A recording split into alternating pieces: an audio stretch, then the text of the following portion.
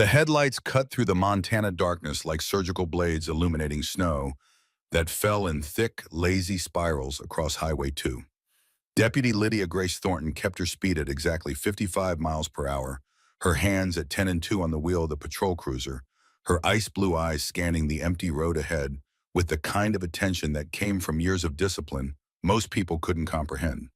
It was 11:43 at night, January cold, the kind that turned breath to fee and made metal burn against bare skin. The radio crackled with static and the occasional bored dispatcher checking in with units across Coldwater County. But out here, 8 miles from the Canadian border, Lydia was alone. Just the way Deputy Garrett Hoffman wanted it. She didn't know that yet. Wouldn't know it for another 47 minutes. Right now, all she knew was that graveyard shift patrol on the loneliest stretch of highway in Montana was punishment duty, and she'd been pulling it for 3 months straight. Ever since she'd filed a complaint about the locker room comments. Ever since she'd made the mistake of thinking the department would actually do something about it. They had done something. They'd buried her. 5'3", 118 pounds. Platinum blonde hair pulled back in a regulation bun so tight it made her temples ache. 26 years old with a face that belonged in a college sorority not behind a badge. That's what Sheriff Wade Garrison had told her during her probationary review. You look like someone's little sister Thornton. How are criminals supposed to take you seriously? She'd wanted to tell him that her father, Commander Nathaniel Thornton, had taught her to shoot before she could ride a bike. That she'd spent every summer from age 16 to 22 completing an unofficial BUDS training program with his SEAL Team 2 brothers. That she could drop-kick Garrison's 240-pound frame before he finished his morning donut. Instead, she'd said, "Yes, sir, I'll work harder, sir." Because that's what you did when you were the only woman in a department of 32 men who'd already decided you didn't belong. The white cargo van appeared in her headlights at 11:46, Canadian plates. Whitfield Logistics printed on the side in faded blue letters. Driving 10 miles under the speed limit, which was the first red flag. Nobody drove careful on this road unless they had a reason. Lydia's pulse didn't change. Her breathing stayed even. But her right hand dropped to her radio mic. "Dispatch, this is Unit 7, running a plate check." "Go ahead, 7." She read off the numbers, watching the van's taillights in the distance. The driver wasn't speeding up, wasn't slowing down, just maintaining that suspiciously perfect 45 miles per hour. The response came back 30 seconds later. Unit 7 vehicle is registered to Whitfield Logistics, Calgary, Alberta. Commercial transportation, no wants or warrants. Copy that. Initiating traffic stop. She hit the lights. The van pulled over immediately. Too immediately, like the driver had been expecting it. Lydia parked 20 feet back, angled for protection, exactly the way the academy taught. Her hand rested on her Glock 22 as she approached the driver's side flashlight, in her left-hand eyes scanning the interior through the windows. One occupant, male, white, 40-something, hands on the wheel. "Evening," she said, stopping at the B-pillar. "License and registration, please." The driver turned slowly. His face was pale, drawn. Sweat beaded his forehead despite the cold. "Officer, I wasn't speeding." "I know, license and registration." His hand shook as he reached for the glove box. Thomas Whitfield, according to his Canadian driver's license. 42 years old. The registration matched the plates. "Mr. Whitfield, what brings you down to Montana tonight?" "Delivery." His voice cracked. "I run parts for automotive shops. Got a shipment for Great Falls." "Long way from Calgary." "Yes, ma'am." Lydia's instincts were screaming. Everything about this man radiated wrong. The sweat, the tremor in his hands, the way his eyes kept flicking to the rearview mirror like he expected someone to appear. "Step out of the vehicle, please." "Is there a problem?" "Just step out, sir." He complied, stood in the cold with his arms wrapped around himself while she checked the van's interior with her flashlight. Clean cab, fast food wrappers, thermos of coffee. Nothing illegal. The cargo area was locked. "Open the back, please." "I don't have the key. My dispatcher has it. They load it, I just drive." Convenient. Lydia walked around in the van again. No probable cause. No legal reason to detain him. The man was nervous, sure, but being nervous around cops wasn't a crime. She'd need a warrant to force open the cargo area, and no judge would sign one based on sweating and shaky hands. She returned to the driver's window. "Mr. Whitfield, I'm going to need you to stay put for a moment." Back at her cruiser, she ran his name through every database she had access to. Nothing. Clean record. The company was legitimate. Everything checked out. But everything felt wrong. She stood there in the cold for 3 full minutes, staring at that white van, her father's voice in her head. "Trust your gut, Lydia. Your gut has kept more operators alive than any amount of training." But her gut wasn't probable cause. At 11:58, she walked back to the van and handed Thomas Whitfield his documents. "You're free to go. Drive safe." The relief on his face was profound. Too profound. "Thank you, officer. Thank you so much." She watched him drive away, those tail lights disappearing into the snow, and something cold that had nothing to do with the Montana winter settled into her chest. 23 minutes later, her radio exploded. All units, mass casualty event at Border Patrol Station 7, multiple officers down. Repeat, multiple officers down, suspects in white cargo van Canadian plates." The plate number that followed was burned into Lydia's brain. She just let them go. The Border Patrol Station was a war zone. Lydia arrived at 12:32 a.m. to find every emergency vehicle in the county already there. Ambulances, fire trucks, 4 other sheriff's cruisers, the state police, even a helicopter from Great Falls, its searchlight sweeping across the frozen landscape. She parked and ran toward the building, but a state trooper caught her arm. "You can't go in there, deputy." "I'm on duty. You're the one who stopped the van." The way he said it made her stomach drop. Sheriff Wade Garrison emerged from the building, his face granite hard in the emergency lights. He was 62, built like the Montana rancher his father had been, with iron gray hair and the kind of weathered face that came from decades of hard living. Behind him came the media. 3 news vans had already arrived, cameras rolling. "Deputy Thornton," his voice carried across the parking lot, loud enough for everyone to hear. "You want to explain to me how you had the suspects in custody and let them go?" Every head turned toward her. "Sir, I conducted a proper traffic stop. I ran the plates, checked identification, searched what I could see. 7 Border Patrol agents are dead, Thornton, 7. And you let their killers drive away." The cameras pushed closer. She could see the red recording lights.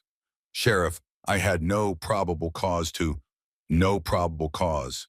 His face flushed red.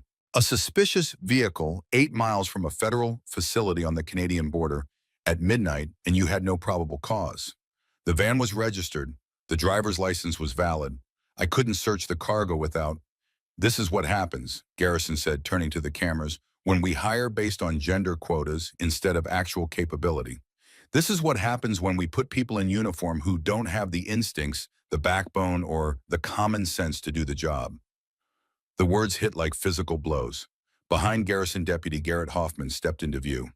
36 years old, 6'2", former Army MP who'd spent 4 years at Fort Hood and never let anyone forget it.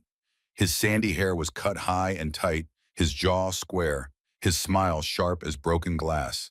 He had his phone out, recording. "Sheriff," one of the reporters called out, "are you saying Deputy Thornton is responsible for these deaths?" "I'm saying that when you don't follow your instincts, when you don't have the courage to act, people die. That's what I'm saying." Lydia felt the weight of every eye on her. The other deputies, the state troopers, the paramedics, all of them judging, all of them knowing this would define her career, maybe end it. "Sir, with respect, I followed proper procedure. I cannot search a locked vehicle without probable cause or a warrant. The Supreme Court has—" "Don't lecture me about the Supreme Court." Garrison's voice rose another octave. 7 men are dead. 7 families just got destroyed, and you're talking about procedure. Garrett Hoffman moved closer, phone still recording, that smile spreading wider. "Where's your Navy SEAL now?" he said loud enough for the cameras. "Oh, wait, he's dead too, isn't he?" The world went silent. Lydia's father, Commander Nathaniel Thornton, had died in Somalia in 2013. Operation Gothic Serpent. Aftermath, a cleanup mission that went sideways when local militia opened fire on his patrol. He'd taken 4 rounds to the chest, died before the medevac could reach him. She'd been 15 years old. Garrett knew that. Everyone in the department knew that. He'd said it anyway on camera for the world to hear. Lydia's hands balled into fists, every muscle in her body coiled tight. She could feel her pulse in her temples, hear her father's voice in her head teaching her controlled discipline, the difference between reacting and responding.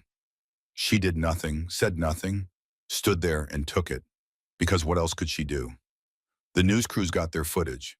The viral video that would hit the internet within an hour edited down to the most damaging moments. Sheriff Garrison's accusations. Garrett Hoffman's cruel jab. Lydia standing there silent, looking small and helpless, and exactly like someone who'd made a catastrophic mistake. By 1:30 a.m., she was back at the station sitting alone in the break room, while the other deputies processed the crime scene.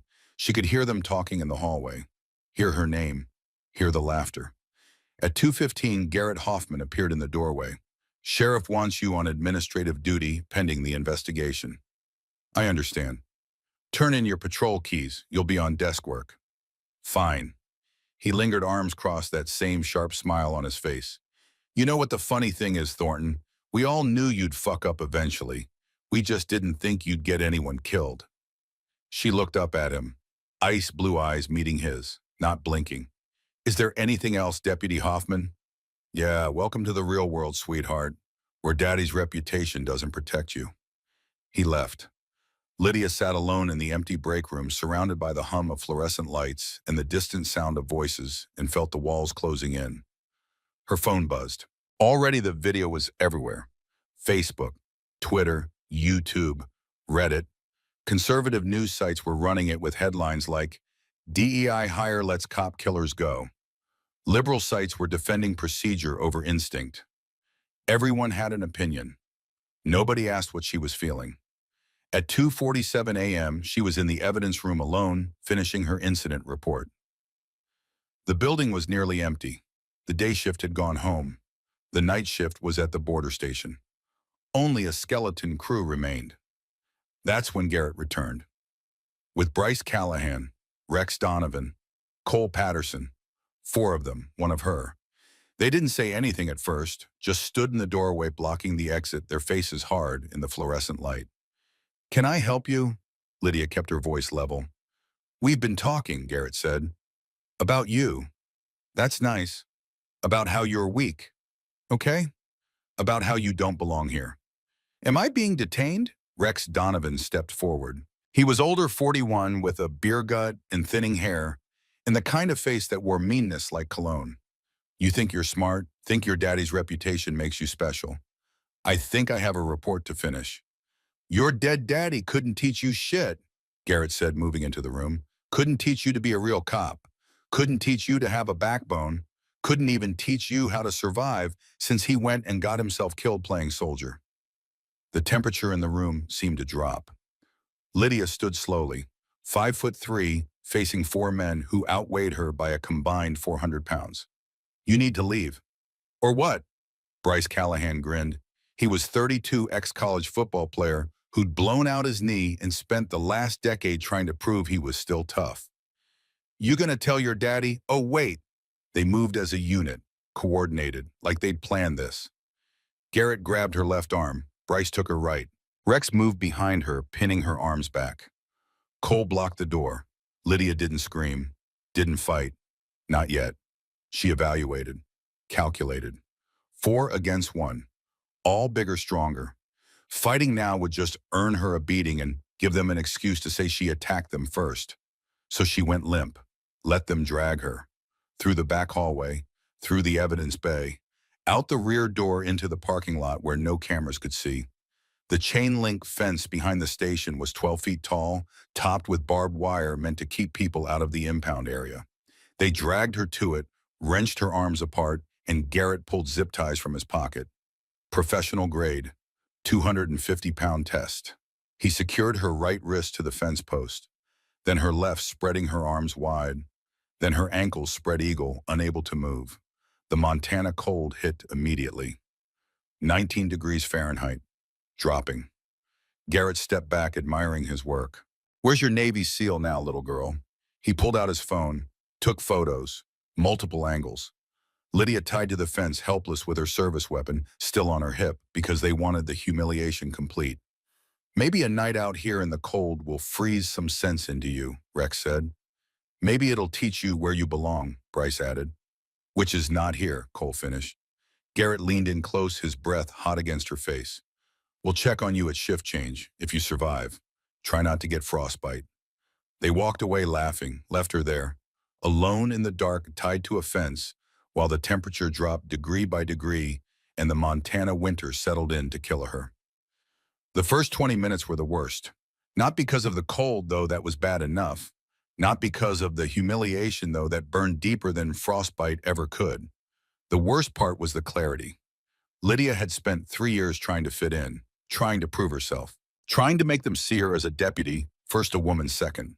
She'd taken the jokes, the comments, the casual touches that lasted too long. She'd smiled through the hazing and worked twice as hard as anyone else and told herself it would get better. It hadn't gotten better. It had gotten worse. And now she was going to die because she'd been stupid enough to think playing by their rules would earn their respect. Her father's voice came back to her, clear as the day he'd sat her down at age 8 and told her what it meant to be a Thornton. The world isn't fair, baby girl. It's not designed to be fair. It's designed to be hard. And the only questions that matters is whether you're harder. She'd asked him what that meant. It means when life knocks you down, you get back up. When people underestimate you, you use it. When they think you're weak, you show them they're wrong, every single time. Lydia closed her eyes and took inventory. Zip ties securing both wrists to the fence posts. Professional grade designed for prisoner transport. The plastic was cold rigid, cutting into her skin. Zip ties on both ankles spread wide. Same grade, same problem. Temperature dropping fast. She could already feel the numbness starting in her fingertips. Time until hypothermia, maybe 2 hours if she was lucky. Time until Garrett's shift change, 5 hours. She wasn't making it to shift change, which meant she had to move. Now. Lydia opened her eyes and looked at her right wrist. The zip tie was looped through the chain link fence and pulled tight, maybe a 1/4 inch of clearance. The fence post was metal cold enough to burn. Her father had taught her to shoot. Master Chief Jameson Blackwell had taught her to escape. SEER training. Survival, evasion, resistance, escape. The unofficial program she'd completed every summer from age 16 to 22, working with her father's SEAL Team 2 brothers up in the mountains where nobody asked questions and nobody kept records. Blackwell had been explicit about zip ties. They're designed for compliance, not security. Most people panic. Don't panic. Think. Lydia thought. The plastic was cold, which made it brittle. The fence post was metal, which meant friction. Friction meant heat. Heat meant weakness. She started moving her right wrist back and forth, scraping the zip tie against the fence post. Slow, controlled movements. The plastic was rigid enough that it didn't give, but the friction was there. Minimal, but there. Her shoulder screamed. The position was unnatural. Her arm twisted at a bad angle. She ignored it. Back and forth, back and forth. The cold was getting worse. Her breath came out in white clouds. Her face had gone numb. The tips of her ears burned. Back and forth. She could feel warmth building where the plastic scraped metal. Tiny, almost imperceptible. But there. 5 minutes became 10. 10 became 15. Her father's voice again. Pain is just information, Lydia. It's your body telling you something's wrong. Acknowledge it, then ignore it. She ignored it. At 18 minutes, she felt the zip tie give. Just slightly, a hairline fracture in the plastic weakened by friction and cold. She pulled. The tie bit into her wrist, drew blood. She pulled harder. The plastic snapped. Her right hand came free. Lydia didn't pause to celebrate. She twisted, using her freed hand to reach across her body to her left wrist. The angle was wrong. Her shoulder torqued painfully, but she got her fingers on the zip tie. The fence post had a rough edge. She found it with her fingertips, positioned the plastic against it, and started sawing. This took longer. The angle was wrong. Her hand kept slipping, and the cold was getting worse. Her legs had gone completely numb below the knee, but at 23 minutes, the second tie snapped. Both hands free. She bent forward, ignoring the cramp in her abs, and went to work on her ankles. These were easier. Better angle. More leverage. The right ankle tie broke at 26 minutes. The left at 28. 8 minutes, 34 seconds total. Lydia stood on legs that didn't want to hold her weight and assessed the damage. Wrists bleeding, ankles bruised, core temperature dropping fast, but mobile. She didn't go to her cruiser. Garrett would be watching for that, or would have someone watching. She didn't go back into the station. Same reason. She walked 9 miles through Montana winter in uniform with no coat because they'd taken that too. 9 miles on back roads and county paths moving fast to stay warm, keeping to the shadows. Her phone was in her pocket, but she didn't use it. Couldn't trust who might be listening. Couldn't trust anyone in the department anymore. So she walked, and she thought about the van she'd stopped, about Thomas Whitfield's terrified face, about the border patrol station and the 7 dead agents and the timing that was just a little too perfect, about Garrett Hoffman's smile, about how they'd known exactly where she'd be tonight. Solo patrol graveyard shift, that specific stretch of highway. By the time she reached Master Chief Jameson Blackwell's cabin at 6:47 a.m., her mind was clear. They'd set her up. All of it. The question was why. The cabin sat 15 miles outside Coldwater, deep in the mountains, where the paved roads ended and the world became trees and silence. Jameson Blackwell had bought it in 2005 when he'd retired from the Navy after 28 years of service. He'd been 49, then already looking 70, his body broken from decades of combat. Now he was 71 and looked 90. But his mind was still sharp as a blade. Lydia collapsed on his porch, her body finally giving up now that she'd reached safety. The door opened before she could knock. Blackwell stood there in sweatpants and a faded SEAL Team 2 t-shirt, his gray hair standing up in wild angles, his weathered face creasing into concern the moment he saw her. Jesus Christ, Hawkeye. He'd called her that since she was 16. Said she had her father's eyes. He got her inside, wrapped her in blankets, started hot water for coffee. His hands moved with the efficiency of someone who'd treated hypothermia in the field more times than he could count. Talk, he said. So she did. Told him everything. The van stop, the shooting, the humiliation, the fence, the escape. Blackwell's face remained impassive through all of it, but his jaw got tighter with every sentence. By the time she finished, his hands were clenched into fists. Who did this? Garrett Hoffman, Bryce Callahan, Rex Donovan, Cole Patterson. Names and addresses. Chief, no. Names and addresses, Hawkeye. She recognized that tone. It was the same one her father had used when he'd stopped being dad and started being commander. The tone that said someone was about to have a very bad day. I handle this myself, Lydia said. You're hypothermic and bleeding. I'll heal. They could have killed you. But they didn't. Blackwell stared at her for a long moment, then moved to his gun safe. It was built into the wall disguised as a bookshelf, the kind of security most people couldn't afford. He opened it to reveal an arsenal that would make most armories jealous. Your father made me promise, he said quietly. If anything ever happened to him, I'd make sure you could defend yourself. You kept that promise. You trained me. I trained you to shoot, to move, to think. He pulled out a Sig Power P226, her father's service weapon, the one he'd carried for 15 years before he died. But I didn't train you to hunt. That was Nathaniel's job, and he didn't finish it. He held the pistol out to her. So I'm finishing it now. Lydia took the weapon, felt the familiar weight, the balance. She'd fired this gun 10,000 times in training, but never in anger. Chief, I can't just... Something's wrong with this whole situation. Blackwell cut her off. Van couldn't have made it from your stop to that border patrol station in 23 minutes. Timeline doesn't work. I thought about that. And the weapons, M4A1s according to the initial reports. Military grade, full auto, that's not cartel. Could be stolen. Could be, but what are the chances? He moved to his laptop, old and battered but secure. Blackwell was paranoid about technology, used burner phones and encrypted everything. Something else.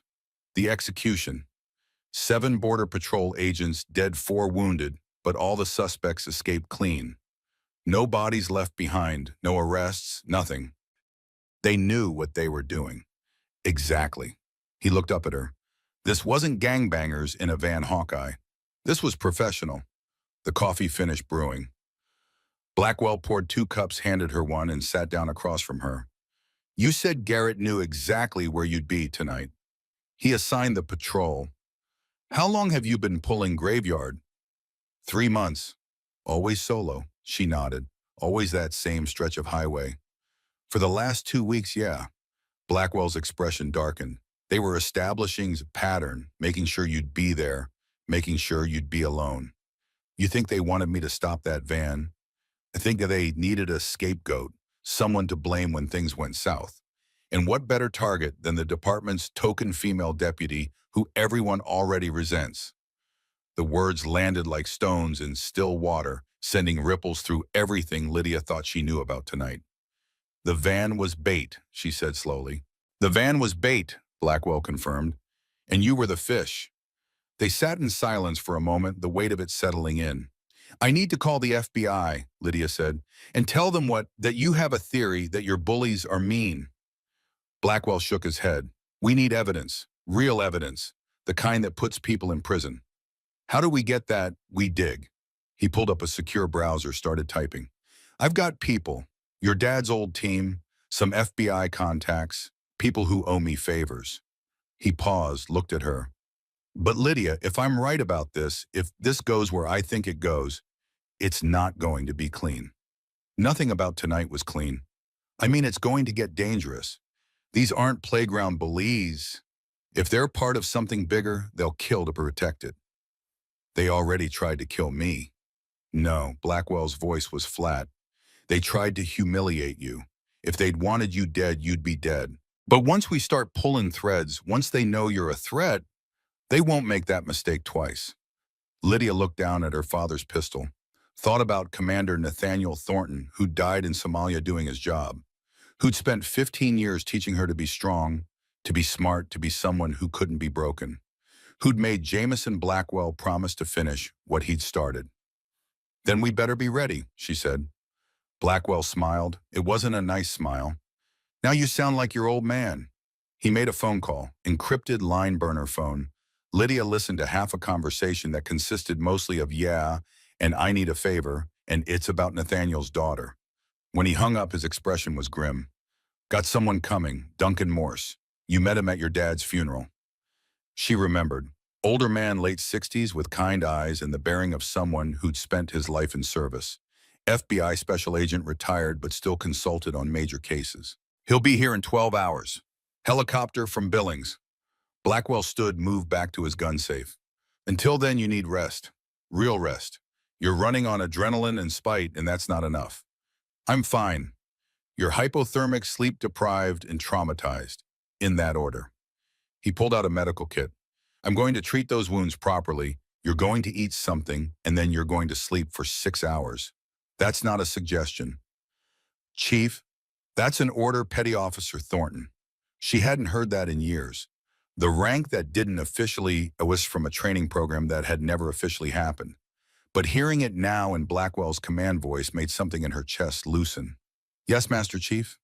He cleaned her wrists and ankles with the kind of gentle efficiency that came from decades of field medicine. Applied antibiotic ointment, wrapped them in gauze. The whole time he didn't speak, just worked with the focused attention of someone performing surgery. When he finished, he handed her a protein bar and a bottle of water. Eat, drink, sleep. In 6 hours, we start planning. But right now, your body needs recovery. Lydia wanted to argue, wanted to stay awake, to keep thinking to do something. But Blackwell was right. She could feel the adrenaline wearing off, the exhaustion creeping in, the weight of the last 8 hours pressing down on her like a physical thing. She ate the protein bar, drank the water, let Blackwell lead her to the guest room, which still had her father's old uniforms hanging in the closet, still smelled faintly of his cologne, even after 11 years. Sleep, Blackwell said from the doorway. And Hawkeye, yeah, they made a mistake tonight. They thought they broke you, thought they proved you're weak. He smiled that sharp smile again. They have no idea what's coming. The door closed. Lydia lay on the bed, wrapped in blankets, her father's pistol on the nightstand beside her, and let herself feel everything she'd been holding back. The fear, the rage, the humiliation, the cold certainty that her life had just split into before and after, and there was no going back. But underneath all of it, deeper than the pain or the anger, was something else. Clarity. For 3 years, she'd tried to be what they wanted, tried to fit their mold, play their game, earn their respect. She was done trying. Garrett Hoffman had asked where her Navy SEAL was. He was about to find out. She closed her eyes and slept. Outside, the Montana sun rose over mountains that had seen 1,000 winters and would see 1,000 more. The snow kept falling, the wind kept blowing, and somewhere in Coldwater County, 4 deputies congratulated themselves on putting a woman in her place. They didn't know it yet, but they just made the worst mistake of their lives. Because Lydia Grace Thornton wasn't broken. She was awake, and warriors don't forgive. They win. Duncan Morse arrived at 1800 hours, his helicopter cutting through the Montana sky like a predator bird, coming home to roost. Lydia watched from Blackwell's porch as it touched down in the clearing, behind the cabin, snow swirling in the rotor wash, the last light of day turning everything gold and red. The man who stepped out was 73 years old and moved like he was 50. Tall, lean, with silver hair, cut military short, and eyes that missed nothing. He wore civilian clothes, jeans, and a flannel shirt, but carried himself with the bearing of someone who'd spent 40 years making life or death decisions. Special Agent Duncan Morse retired. FBI Counterterrorism Division. Former Navy himself, though he'd never gone through Bud ECS. He'd been at Nathaniel Thornton's funeral, one of the few non-SEALs invited because he and Nathaniel had worked together on operations that didn't officially exist. He walked toward the cabin like a man who owned the ground beneath his feet. Blackwell met him halfway, and they embraced the way old warriors do, brief and hard, conveying more in that single moment than most people could say in hours. Then Duncan turned to Lydia. "Last time I saw you, you were 15 years old and trying not to cry at your father's funeral." "I remember. You look like him." Got his eyes. He studied her face. "Also look like someone who just went through hell." "Accurate assessment. Good. People who haven't been through hell can't be trusted to handle what comes next." He gestured toward the cabin. "Let's talk inside. I've got information, and none of it's good." They gathered around Blackwell's kitchen table, coffee brewing, the cabin warm against the Montana cold outside. Duncan pulled a tablet from his bag, one of those ruggedized military models with encryption that would make the NSA jealous. "Before we start," he said, looking at Lydia, "I need you to understand something. What I'm about to show you is classified. Not top secret, not confidential. Classified. The kind of classification that means people disappear if they talk. I'm breaking about 14 federal laws by being here, so I need to know you're committed to seeing this through." "They tied me to a fence and left me to die," Lydia said quietly. "I'm committed." Duncan nodded, tapped the tablet screen. "Thomas Whitfield, the man you stopped last night. Canadian citizen, 42 years old, owner-operator of Whitfield Logistics. Legitimate business, been running for 16 years, no criminal record." "Past tense?" Blackwell asked. "Past tense." Duncan swiped to the next image. Crime scene photo. Thomas Whitfield, slumped in the driver's seat of his van, a bullet hole in his right temple, a pistol in his lap. "Found him 6 hours ago, 30 miles outside Kalispell, staged to look like suicide. Guilt over the attack, couldn't live with himself, all that bullshit." Lydia felt her stomach turn. He was set up. He was already dead. Duncan pulled up another file. "Medical examiner hasn't released official findings yet, but I've got sources. Time of death was approximately 11:30 last night." The words hung in the air like smoke. 11:30 p.m., Blackwell repeated slowly.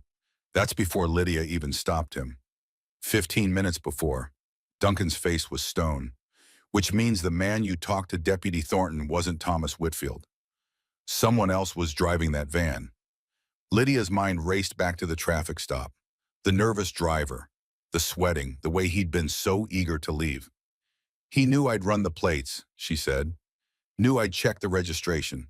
Everything was in order because he was driving the real Whitfield's van with the real Whitfield's documents. I had no reason to detain him." "Exactly," Duncan said. "You were meant to stop him, run the checks, and let him go. Perfect patsy, perfect scapegoat." He swiped to another image. "But here's where it gets interesting. Border Patrol station, security footage." The video showed the interior of the station at 11:58 p.m. 7 agents on duty, routine night.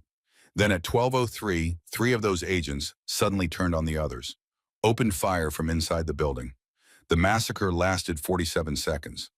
When it was over, 7 agents were dead or dying, 4 were wounded, and the 3 shooters calmly walked out the back entrance, stripped off their Border Patrol uniforms to reveal tactical gear underneath, and disappeared into the night.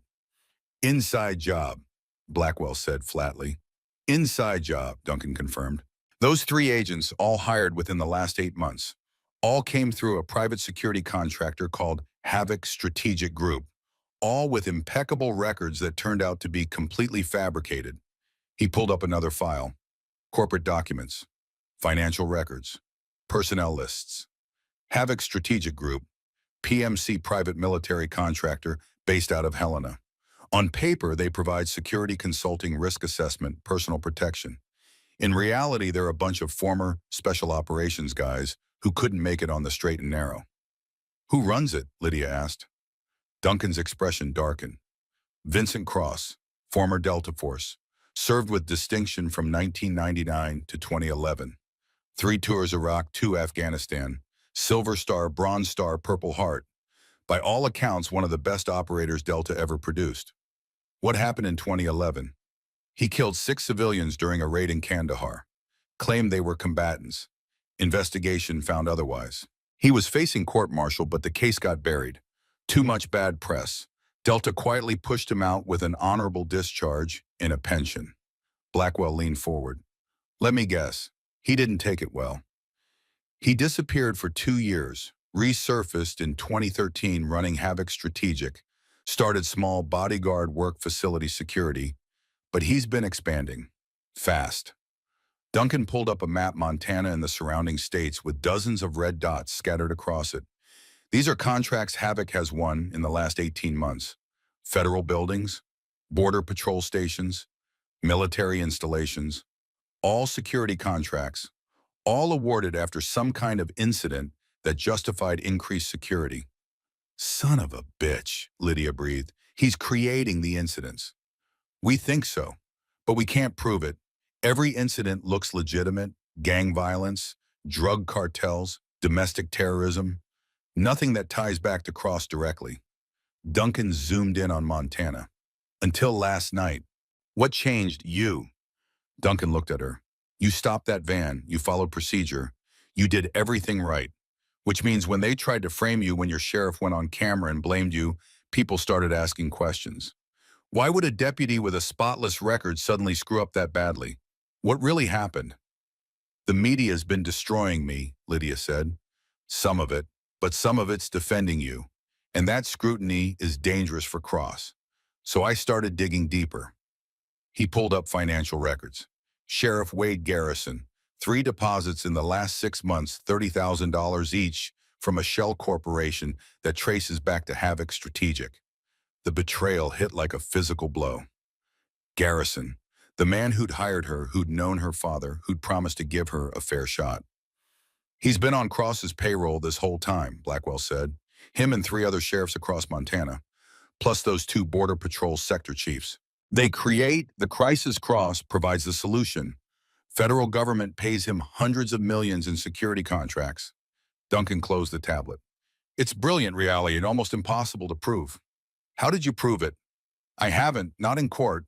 This is all circumstantial. Intelligence work, not evidence." He met her eyes.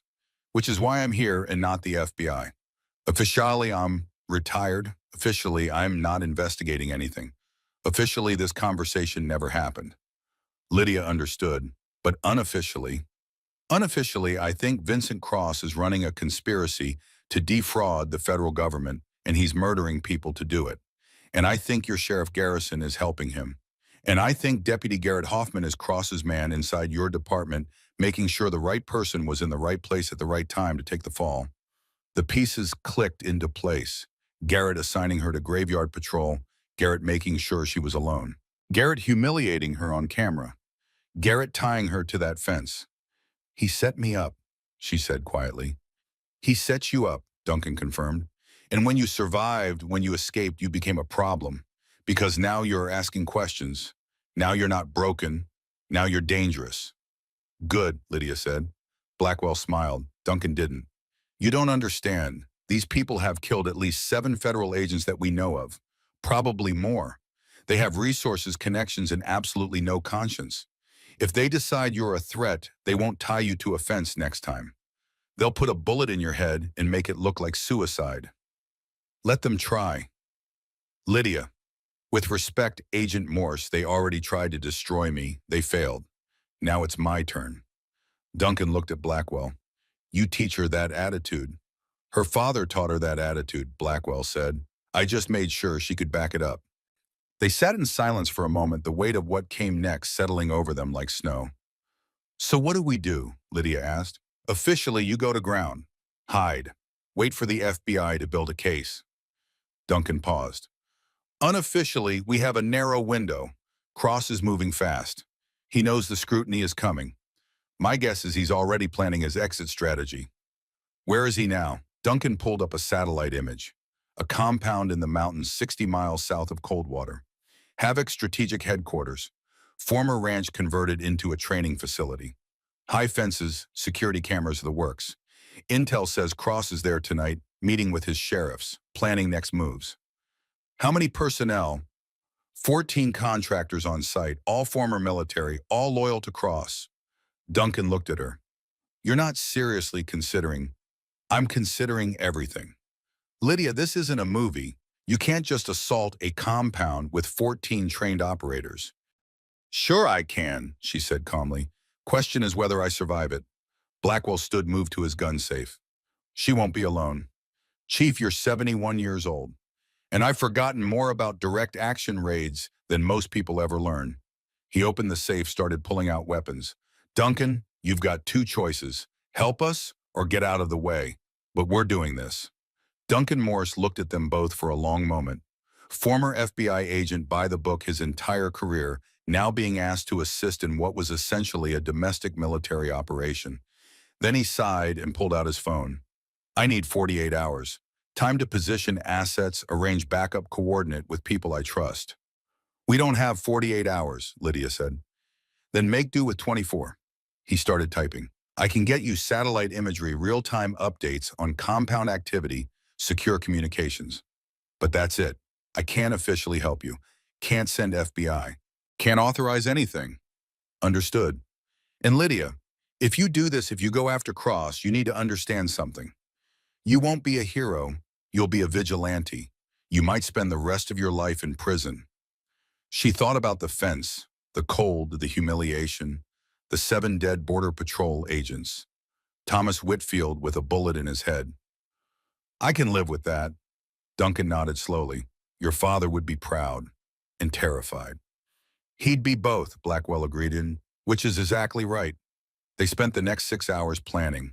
Blackwell's cabin had a basement that most people didn't know about, built during the Cold War by the original owner who'd been convinced nuclear war was coming.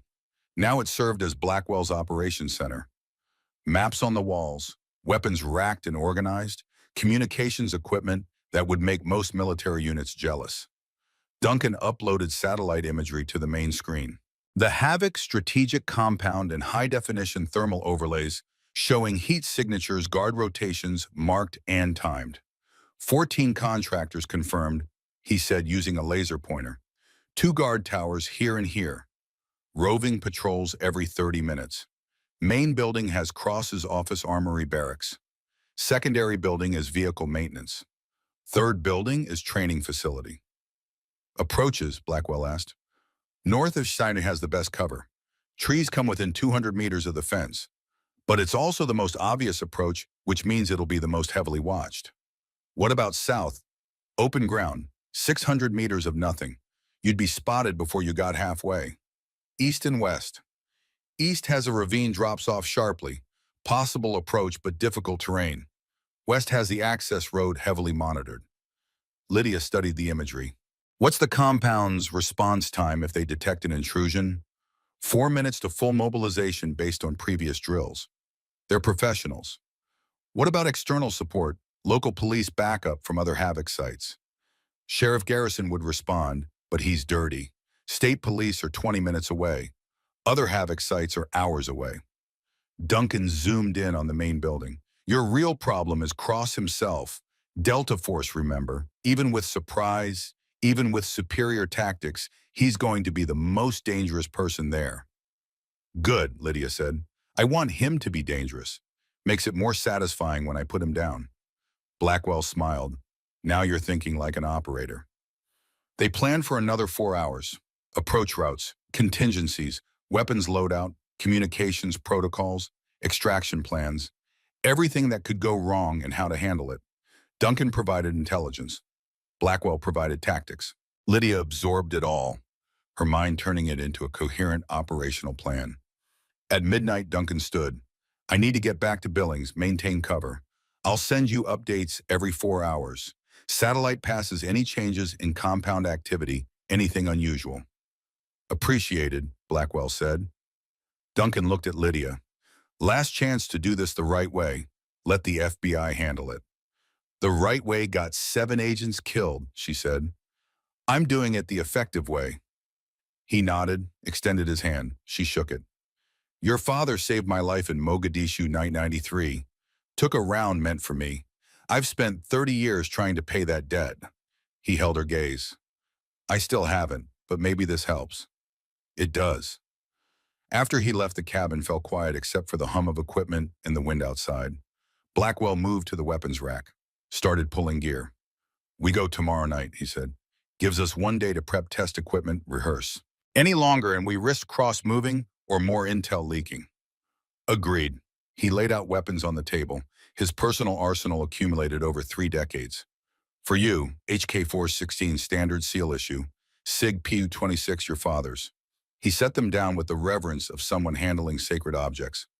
Remington 700 and 308 if you need reach. Combat knife Kabar your dad's from his first deployment. Body armor level 4 plates. Night vision PVS 14s. Communications encrypted. Flashbang smoke breaching charges. Lydia picked up the HK-416.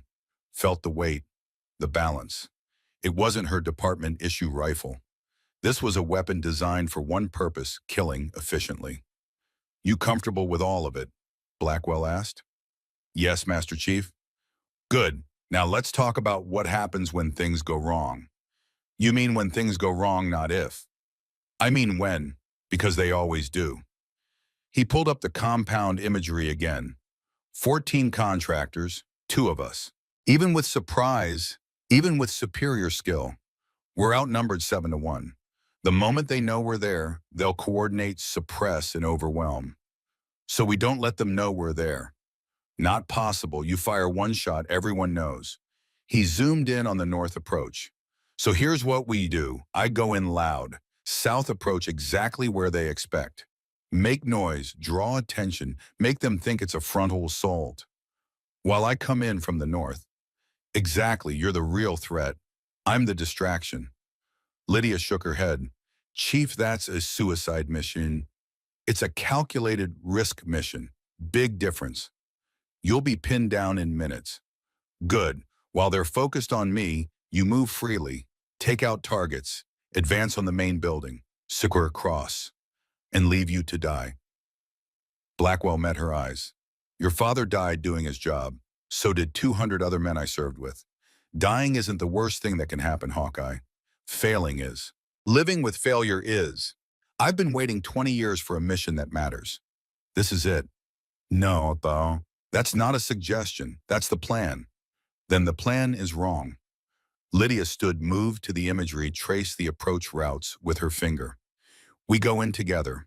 North approach, both of us. I take high ground here, establish overwatch. You advance to the fence. I clear your approach, drop guards, create confusion. By the time they figure out where shots are coming from, you're inside. And then I move in behind you. 2 elements, mutual support. We clear building by building, coordinating fire, covering each other's flanks. Blackwell studied the plan. It's more dangerous for you. It's less suicidal for you. I'm 71. My life expectancy is a rounding error. Yours is, well, my choice, she interrupted. And I choose not to let you die for me. We do this together or we don't do it at all. They stared at each other across the table. Master Chief and student, mentor and warrior. 2 people who'd spent years training for a moment like this, even if neither had admitted it. Finally, Blackwell smiled. Your father used to argue with me like that. Did you listen to him? Sometimes when he was right. He nodded. Okay, We do it your way, together. They spent the rest of the night refining the plan, rehearsing movements, testing equipment. Lydia field stripped and reassembled the HK-416 three times, checked the SIG P226 loaded magazines with the kind of muscle memory that came from 10,000 repetitions. Blackwell checked the communications gear, tested the night vision, prepared the breaching charges with the careful attention of someone who knew one mistake could be fatal. At 0400, Lydia stepped outside for air. The Montana night was clear, stars scattered across the sky like broken glass, cold enough that her breath fogged, quiet enough that she could hear her own heartbeat. She thought about her father, about the last conversation they'd had before he deployed to Somalia. She'd been 15 and angry that he was leaving again, angry that he chose the Navy over her. "It's not a choice, baby girl," he'd said. "It's who I am. And someday you'll understand that some things are bigger than us. Some things are worth fighting for." Like what? Like making sure little girls grow up in a world where they don't have to be afraid. She'd rolled her eyes, told him that was a cop-out, told him she'd rather have a father than a hero. He'd hugged her, told her she'd have both. 3 weeks later, he was dead. Now standing in the Montana cold, preparing to assault a compound full of trained killers, she finally understood what he'd meant. Some things were worth fighting for. Some things were worth dying for. And some things, like making sure corrupt men didn't get away with murdering federal agents and destroying innocent lives, were worth killing for. The door opened behind her. Blackwell stepped out, 2 cups of coffee in his hands. Gave her one. "Can't sleep. Don't want to. Afraid you won't wake up." "Afraid I will." He chuckled. "That's the right attitude." They stood in silence for a while, drinking coffee, watching the stars. "You know," Blackwell said eventually, "there's still time to back out. Call Duncan. Let the FBI handle it." "You don't believe that." "No, but I needed to say it. Needed to give you the choice. I made my choice when they tied me to that fence." "I know, but tomorrow after this is over, assuming we survive, there's no going back. You'll have crossed a line that most people don't even know exists." "I crossed that line the moment I survived what was supposed to kill me." Blackwell nodded. "Your father said something similar once. After Mogadishu, after the Black Hawk went down, after he killed 16 enemy combatants in 6 hours, said he'd crossed a line, couldn't uncross it, so he might as well own it." "Did he regret it?" "Never, not once. He knew what he was." Blackwell looked at her.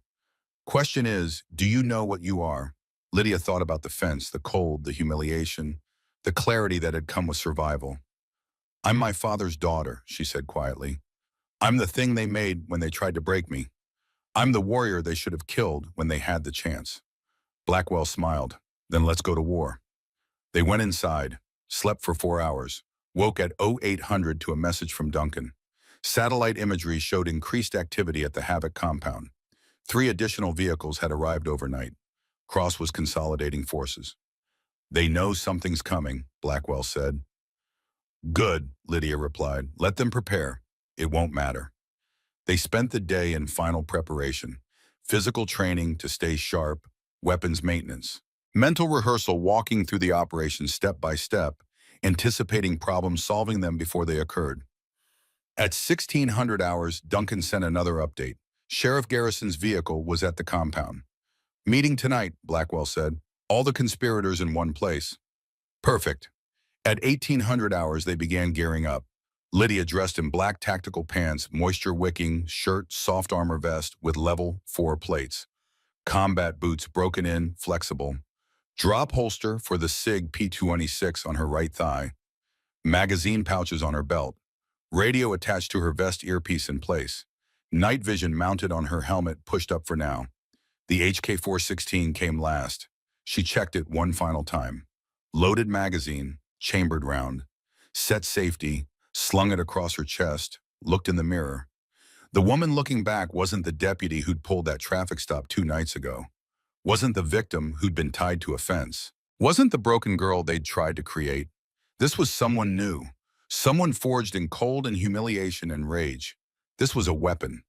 Blackwell appeared behind her reflection, similarly geared. He looked older, in full kit, the weight of equipment emphasizing how much his body had been through. But his eyes were sharp, alert, ready. "How do you feel?" he asked. "Dangerous." "Good. That's the only feeling that matters. He checked his watch. 2,200 hours. Full dark. We move in 90 minutes. They loaded gear into Blackwell's truck, drove south in silence, no music, no conversation. Just two warriors preparing for battle. At 2,100 hours, they reached the staging point, 2 miles from the compound hidden in a Forest Service road that satellite imagery showed was rarely used. They changed into full kit, activated night vision, did final comms checks. Radio check. Lima Charlie, Lydia confirmed. Loud and clear. ROE, rules of engagement. Anyone with a weapon is hostile, Lydia said. Anyone who resists is hostile. Anyone protecting Cross is hostile. And Cross himself. Alive if possible. Dead if necessary. Blackwell nodded. Move out in 10. Lydia stood in the Montana darkness, surrounded by trees and silence, and felt something settle into place inside her. The last 10 years of training, the last 3 years of humiliation, the last 2 days of survival, all of it leading to this moment.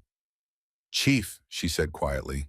Yeah, thank you for finishing what my father started. Blackwell looked at her, and for just a moment the hard operator's mask slipped. She saw grief there, loss, love. Nathaniel was my best friend, and you're the closest thing I have to family. He reached out to squeeze her shoulder. I didn't finish what he started, Hawkeye. You did. He wanted you to be strong. You're the strongest person I know. I learned from the best. Yeah, you did. He released her shoulder. Now let's go show these bastards what happens when you underestimate a Thornton. They moved into the darkness. 2 figures against 14. Old warrior and young, teacher and student, hunting. The compound appeared in their night vision after 40 minutes of careful movement. Green-white imagery showed the fence, the buildings, the guard towers. Lydia went prone at 897 yards, established her shooting position on a slight rise that gave her clear sight lines to the north approach. Blackwell continued forward, slower now, using every piece of cover. In position, she whispered into the radio. Copy, beginning approach. Through her scope, Lydia could see the compound in perfect detail. 2 guards in the north tower, another 3 on roving patrol. Heat signatures in the main building showed at least 10 people inside. She calculated wind speed, temperature, humidity, the slight upward angle, 897 yards. Her father had taught her to shoot at 500. Blackwell had taught her to kill at 1,000. She settled in, controlled her breathing, felt her heartbeat slow to that perfect rhythm that came before the shot. I have eyes on target, she whispered. North Tower 2 hostiles. Wait for my signal, Blackwell replied. She watched him move through her scope. 71 years old, moving like a ghost through terrain that would challenge men half his age. He reached the tree line, 200 meters from the fence. Execute, he said. Lydia exhaled halfway, let her heartbeat settle, found the first guard in the tower, pressed the trigger.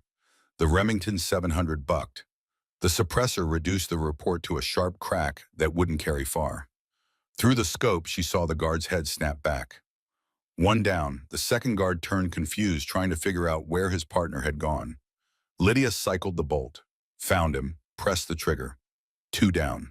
North Tower clear, she whispered. Moving, Blackwell replied. And then the night exploded into violence. Someone inside the compound had heard something. Alarms started blaring. Lights flooded the perimeter. Armed men poured out of the buildings. They know, Lydia said. Good, Blackwell replied. Time to see what we're made of. And then impossibly, she heard him laugh. A 71-year-old man, outnumbered and surrounded, laughing as he ran toward a fence full of killers. Lydia smiled in the darkness. Let's go to work, she whispered, and opened fire. The third guard died before he understood what was happening. Lydia's shot caught him center mass as he ran toward the north tower, the impact spinning him sideways. He dropped without a sound, and the contractors below still hadn't figured out where the fire was coming from. 843 yards. Moving target, windage compensation. She made it look easy. 3 down, she whispered into the radio. Blackwell was at the fence now, bolt cutters working through the chain link with the methodical precision of someone who'd done this 100 times. The compound's lights were blazing, but he stayed in the shadows between them, invisible to anyone not specifically looking. A fourth contractor appeared on the main building's roof scanning with what looked like a thermal scope. Dangerous. He'd find Blackwell in seconds once he looked in the right direction. Lydia adjusted her aim. 915 yards, now elevated target breathing wind. She pressed the trigger. The contractor pitched backward off the roof. Rooftop clear. You've got 15 seconds before they organize. Copy. Through her scope, she watched Blackwell cut through the last section of fence and slip inside the compound. 71 years old, moving like water through shadows. He had his MK-12 SPR up, scanning for threats, advancing toward the vehicle maintenance building, where the lights were dimmest. Inside the main building, his shapes moved behind windows, cross-organizing his people. Within seconds, they'd have a coordinated response. Lydia needed to prevent that. She shifted her aim to the main building's windows. Couldn't see clear targets through the glass, but she could see movement. She placed 3 rounds through the windows in rapid succession, not trying to hit anyone, just creating chaos. Glass shattered. People inside dove for cover. Main building suppressed. You're clear to advance. Moving to secondary objective. 2 contractors emerged from the barracks building, rifles up, moving in tactical formation toward where they thought the shots had come from. Good training. Wrong assumption. They were looking east toward the ravine approach. Lydia put both down with 2 shots in 4 seconds. 6 down, 8 remaining. They're going to figure out your position soon, Blackwell said. His voice was calm, conversational, like they were discussing the weather. Be ready to displace. Negative, I can hold this position. Hawkeye, trust me, Chief. A pause, then your play. 3 more contractors exited the main building, moving fast toward the vehicle bay.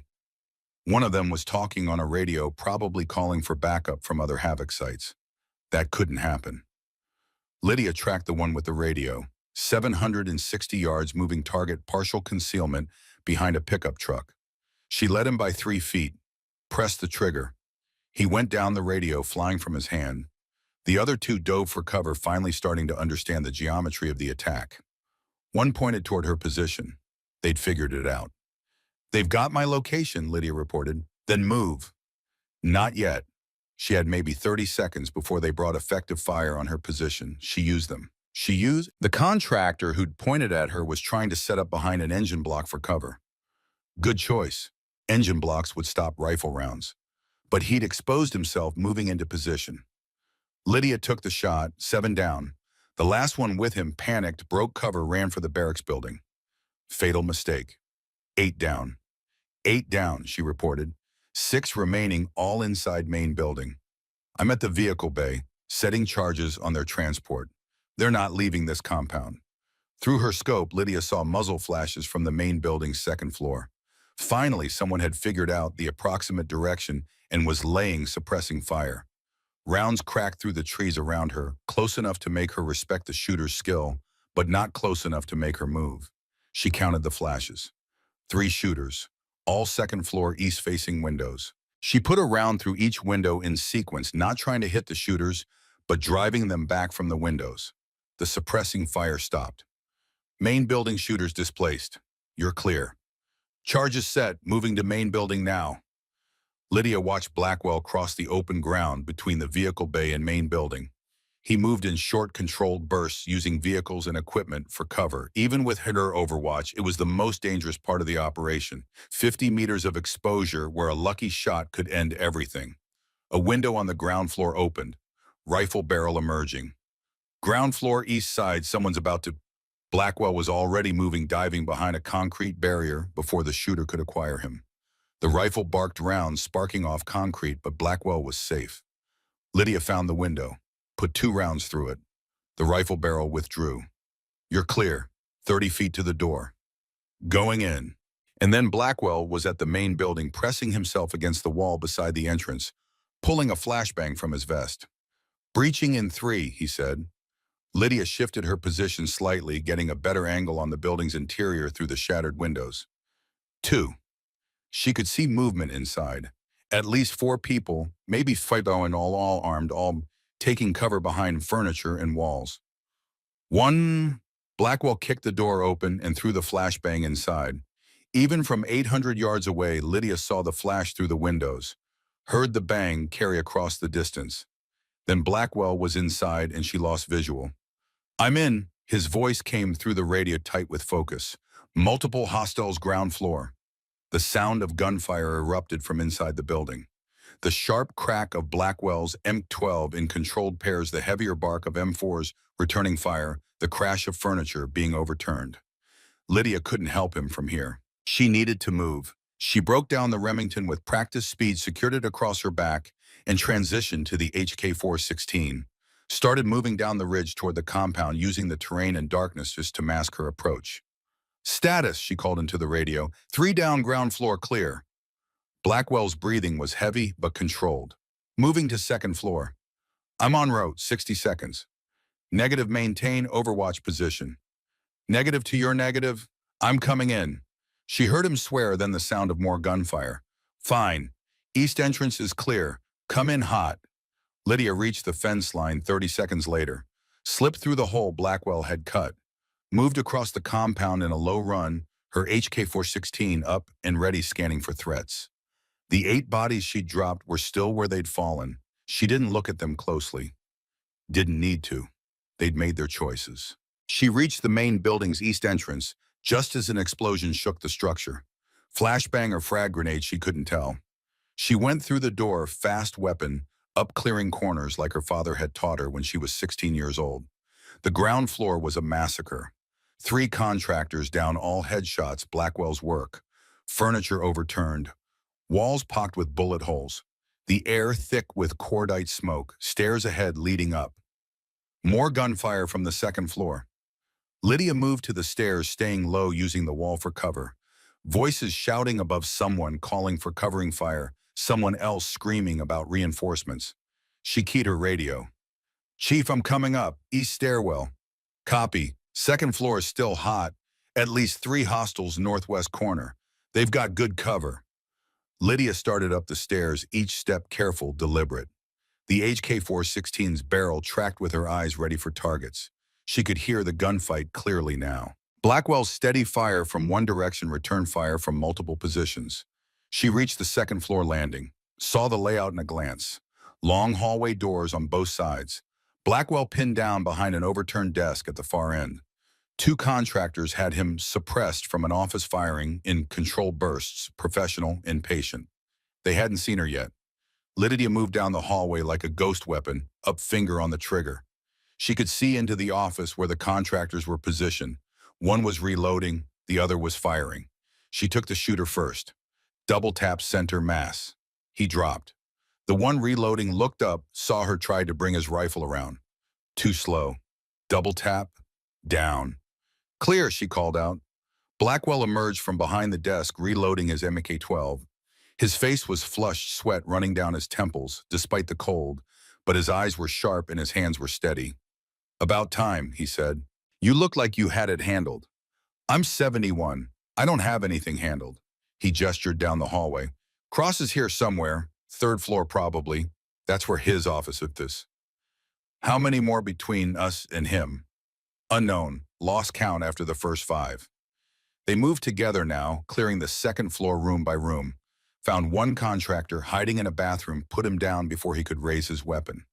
Found another trying to flank them from a supply closet, dropped him before he made it 3 steps. 11 down total, 3 more to go if Duncan's count had been accurate.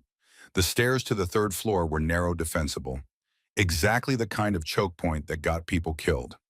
"Let me go first," Blackwell said. "Let's go together." They moved up side by side, weapons covering different angles, trusting each other to handle their sectors. The 3rd floor opened into a single large room, what had once been an attic converted into executive office space. Expensive furniture, massive windows overlooking the compound, and at the far end behind a mahogany desk that probably cost more than Lydia made in a year of Vincent Cross. He wasn't alone. 2 contractors flanked him, weapons ready but not raised. Cross himself sat calmly, hands folded on the desk, watching them approach with the kind of tactical assessment that came from 2 decades of combat. He was 44 years old, looked 50, with the kind of weathered face that spoke of too many deployments and not enough peace. Dark hair going gray at the temples. Cold eyes that calculated distances and angles without seeming to move. "Deputy Thornton," he said. His voice was calm, almost friendly. And Master Chief Blackwell, if I'm not mistaken. I'm impressed. 14 contractors dead or incapacitated in under 30 minutes.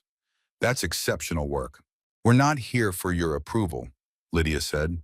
Her HK-416 was trained on his chest finger, on the trigger, ready to end this in a heartbeat. No, I suppose you're not. Cross leaned back in his chair. You're here because you think I killed those Border Patrol agents, because you think I set you up, because you want revenge. I'm here because you murdered 7 federal agents and tried to destroy my life. I did do those things, Cross agreed calmly. Well, technically, I ordered them done. There's a distinction. He gestured to his contractors. These gentlemen did the actual work. I just provided strategic direction. One of the contractors shifted slightly. Blackwell's M12 tracked to him immediately. Don't, Blackwell said quietly. I've killed better men than you for less reason. The contractor froze. Cross smiled. You see, Deputy Thornton, that's the difference between people like you and people like me. You still think there are rules, laws, morality. You believe the system works, that justice exists, that doing the right thing matters. It does matter. Does it? He stood slowly, hands still visible. I served this country for 12 years. 3 tours Iraq, 2 Afghanistan. I killed for this country, bled for it, lost brothers for it. And you know what I got in return? A court-martial, because I killed the wrong civilians. As if there's a right kind of civilian to kill in war. You murdered 6 people in cold blood. I eliminated 6 threats during a combat operation. The investigation disagreed with my assessment. So they kicked me out, gave me a pat on the back, a pension that barely pays my rent, and sent me on my way. His voice hardened. I spent 12 years keeping this country safe, and they threw me away like garbage.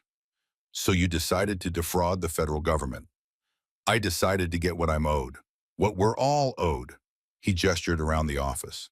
Do you know how much money the government spends on security contracts? Billions, tens of billions, all going to the same bloated corporations that can't even protect their own installations. I can do it better. I am doing it better. By staging false flag attacks. By creating demand for a superior product. He smiled. Economics, deputy. Supply and demand. I increase demand. I supply the solution. Everyone wins. Except the people you murder. Casualties of war. There are always casualties. He looked at her and something shifted in his expression. Recognition. You know you look just like your father.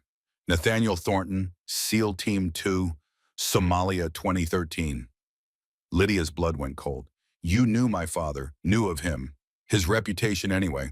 One of the best SEALs of his generation. Died doing his job, protecting his men. Honorable death. Cross paused. Or that's what they told you anyway. What are you talking about?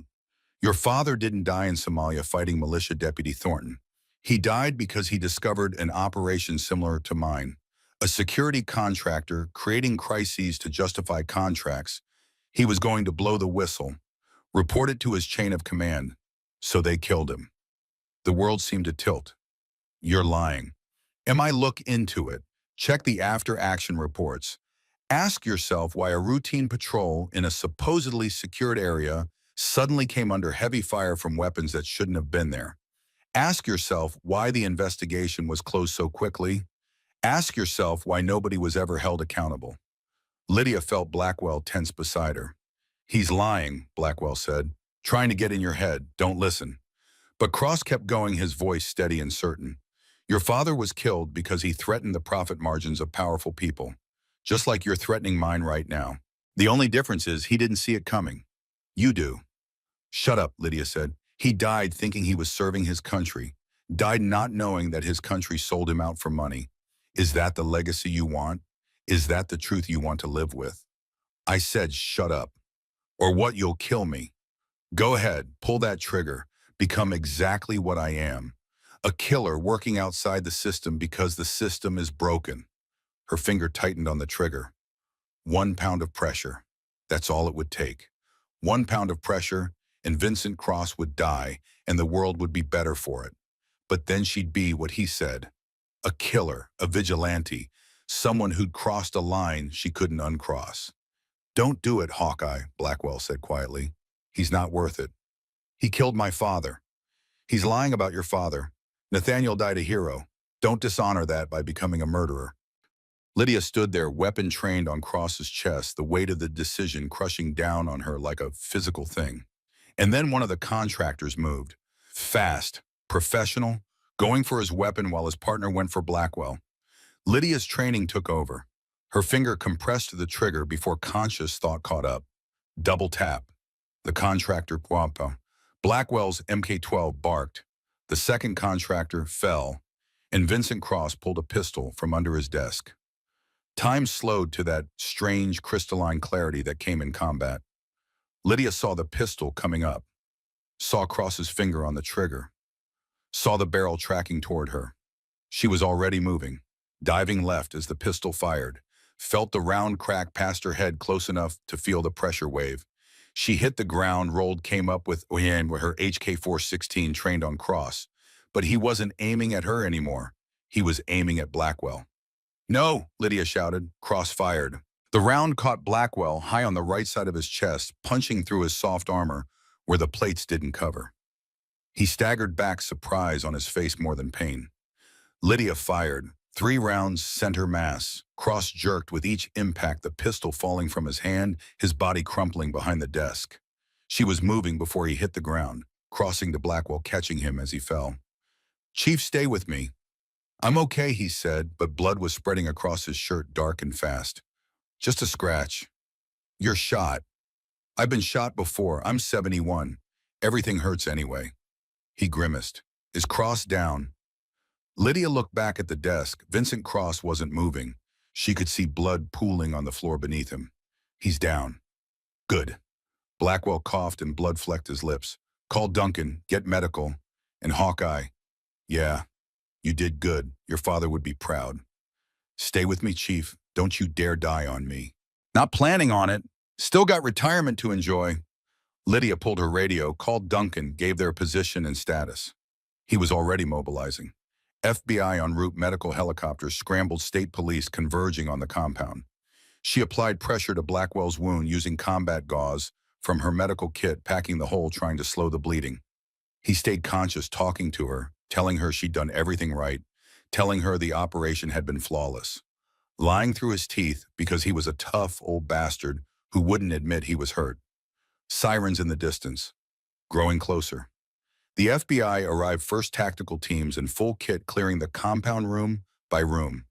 They found Lydia sitting on the 3rd floor, covered in blood, cradling Blackwell's head in her lap, while he tried to tell her about a fish he'd caught in 1987. Paramedics took over, got Blackwell on a stretcher, started IVs, rushed him to a helicopter that was already spinning up. Duncan Morse appeared at her side, helping her stand, leading her away from the blood and the bodies and the wreckage. "You okay?" he asked. "I'm fine." "You're covered in blood." "It's not mine." He looked at her for a long moment, this 73-year-old former FBI agent who'd seen too much violence in his life, and nodded slowly. "Vincent Cross, dead. His contractors too. 11 of them." "Jesus Christ." "He shot Blackwell.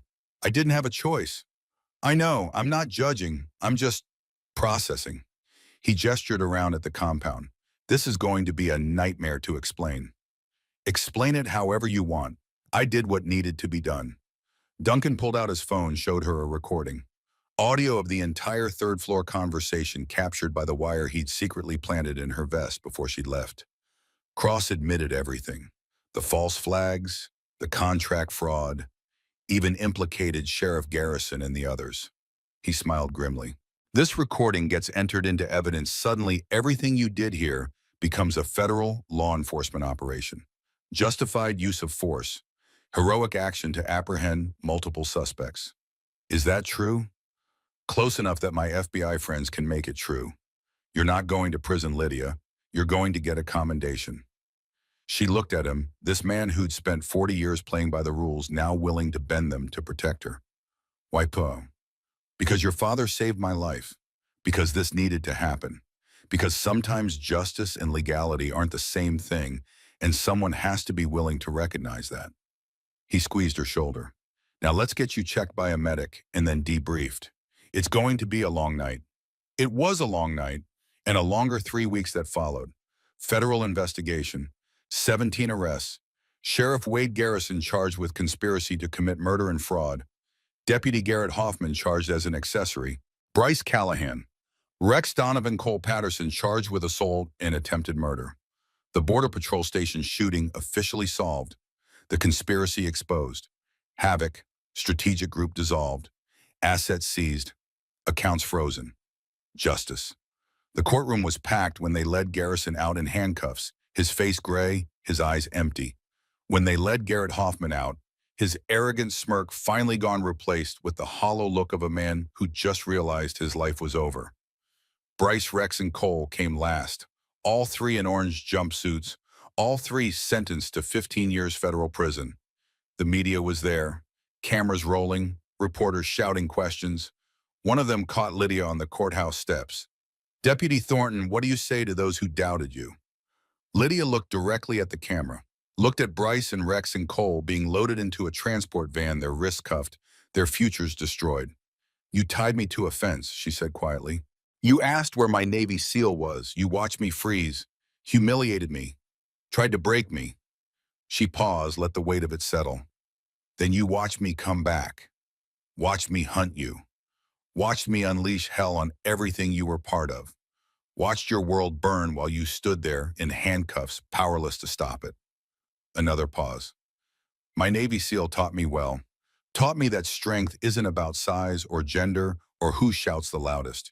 It's about will. It's about refusing to break. It's about standing back up every single time they knock you down." She looked directly at the camera. "And mine is unbreakable." She walked away from the courthouse, from the cameras, from the justice that had finally been served.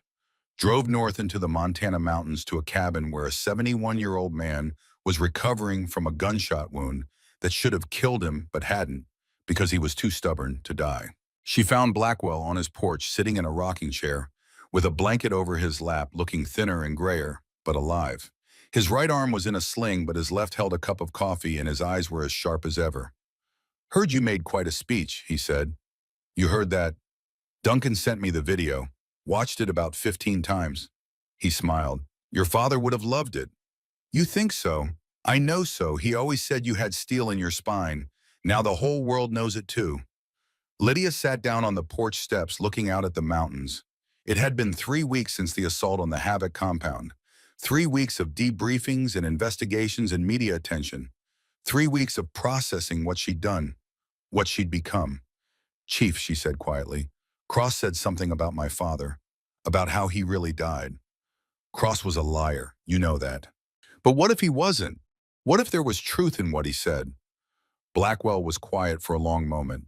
Then he set down his coffee and looked at her with an expression she'd never seen before. Sadness, deep and old and heavy. "Your father died in Somalia doing his job," he said carefully. "That much is true. But the circumstances, they were always questionable.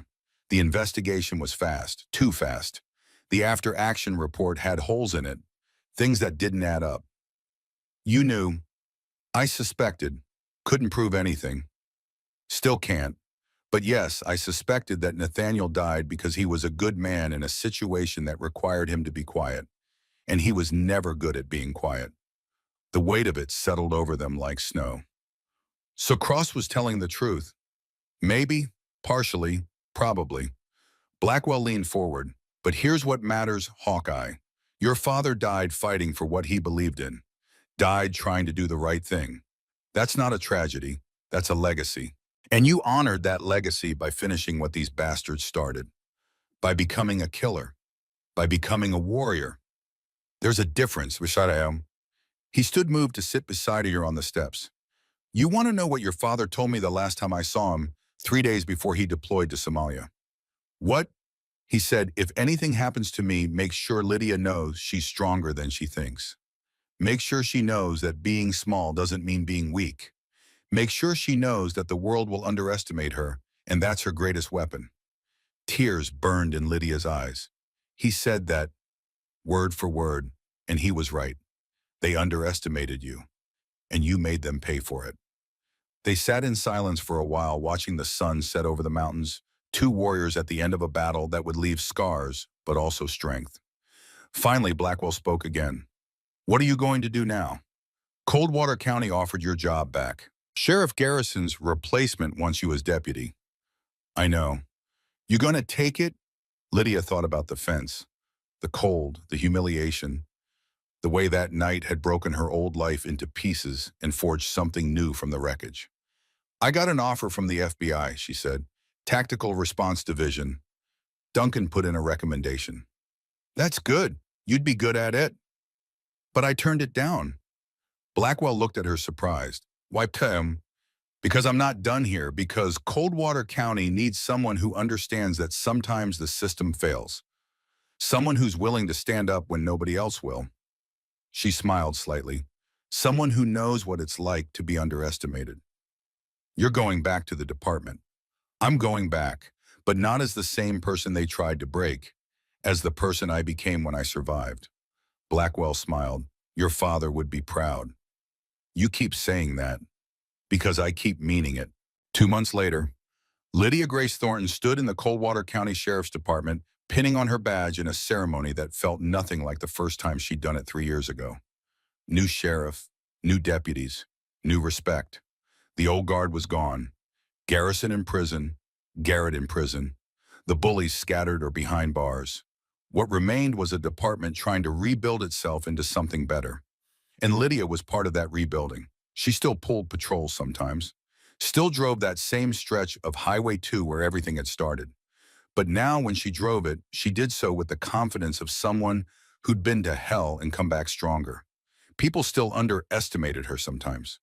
Saw the 5'3" frame, the delicate features, the blonde hair, and made assumptions.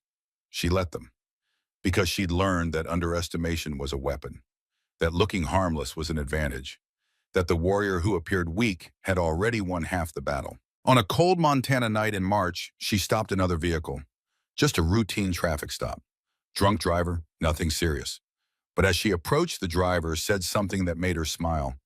You're that deputy, the one from the news, the one who took down that whole compound. Yes, sir. Damn, you don't look like much. No, sir, I don't. But you're a badass, aren't you?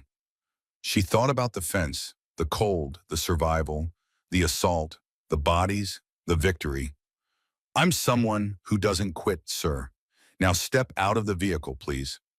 That night after shift, she drove to the cemetery where her father was buried. Stood at his grave under the stars, the same stars he'd looked at during his deployments, the same stars that had watched over warriors for thousands of years. I finished it, Dad, she said quietly. Whatever you started, whatever they killed you for, I finished it. And I'm still here, still standing, still fighting. The wind blew through the pines. Somewhere in the distance, a wolf howled. Master Chief Blackwell says you'd be proud. I hope he's right. I hope wherever you are, you can see what I became, what you made me. She touched the headstone. They asked where my Navy SEAL was. They didn't understand that he'd been training me all along, every summer, every lesson, every moment you pushed me to be stronger, faster, better. You were preparing me for this, for the moment when I'd have to stand alone and fight. She straightened. I miss you, Dad, every day, but I'm not broken by it anymore. I'm forged by it, tempered by it, made stronger by the weight of your legacy. She saluted, sharp, precise, the way he'd taught her when she was 8 years old. Mission complete, Commander Thornton. Your daughter is still in the fight. She walked back to her cruiser, back to her life, back to the work that still needed doing, because the world still had wolves in it, still had predators who preyed on the weak, still had men like Vincent Cross and Wade Garrison who thought power gave them the right to destroy lives. And the world still needed warriors to stop them. Lydia Grace Thornton was one of those warriors. 5'3", 118 pounds, blonde hair and ice blue eyes, and the kind of face that made people think she was harmless. But she'd learned something important in the cold, in the dark, in the violence. Monsters didn't look like monsters, and warriors didn't look like warriors. Until the moment they unleashed hell. And by then it was already too late. She drove into the Montana night, her father's SIG P226 on her hip, her radio crackling with calls, her future uncertain, but her purpose crystal clear. They'd asked where her Navy SEAL was. She'd shown them, and she'd keep showing them every single day for as long as it took. Because that's what warriors do. They stand, they fight, they win, and they never ever quit.